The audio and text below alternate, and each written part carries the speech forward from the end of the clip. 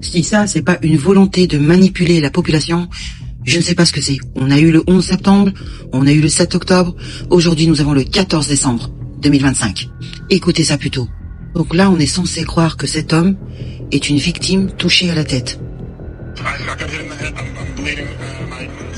Mais quand même assez forme pour faire un beau selfie. Et visiblement, il adore être médiatisé.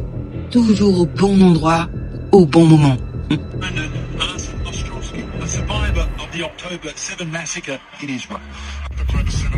Quelqu'un a fait des recherches et il n'est pas là par accident. C'est son métier.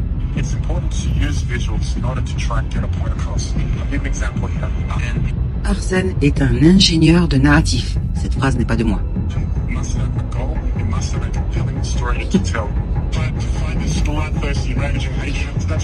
Le message là doit être émotionnel et surtout pas ennuyeux. Effectivement, avec sa mise en scène, on s'ennuie pas.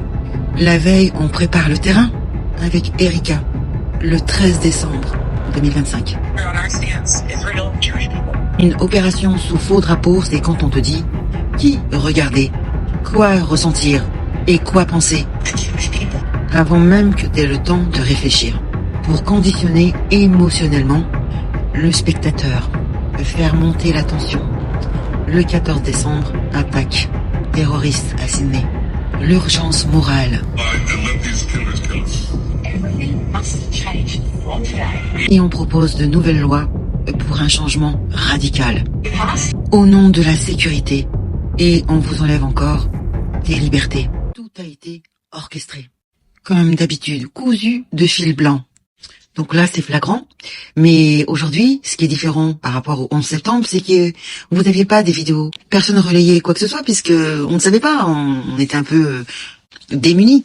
Et puis, personne ne pouvait penser que ces gens étaient capables de ça. C'est incroyable. Ils sont capables d'aller tuer leur propre population pour faire croire que c'est les attaques islamistes. Pointer du doigt toujours la même communauté. Pour faire croire que les méchants, c'est... Vous savez de qui je parle, les Palestiniens, enfin tout le Moyen-Orient, quoi. Sauf eux. Là, c'est assez flagrant quand même, non? Eh oui, aujourd'hui, vous pouvez plus manipuler les gens. Les gens sont au courant. Et puis, on fait comme vous, finalement.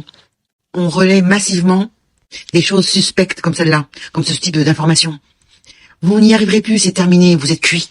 Vous vous rendez compte qu'ils ont attaqué leur propre population pour faire croire que c'était les musulmans qui avaient fait ça, Et bien sûr, avec les médias mainstream français qui ont relayé l'information sans aucune enquête, sans rien du tout. Parce que si des gens lambda sont capables de trouver des informations sur ce tireur soi-disant islamiste, ils étaient capables aussi. Mais ils le font pas. Ils se contentent de relayer la doxa, ce qu'on leur dit de dire, tout bonnement. D'ailleurs, vous remarquerez que aujourd'hui, ils en ont pas trop parlé. Ah bah oui, c'est tombé à l'eau, malheureusement, pour eux.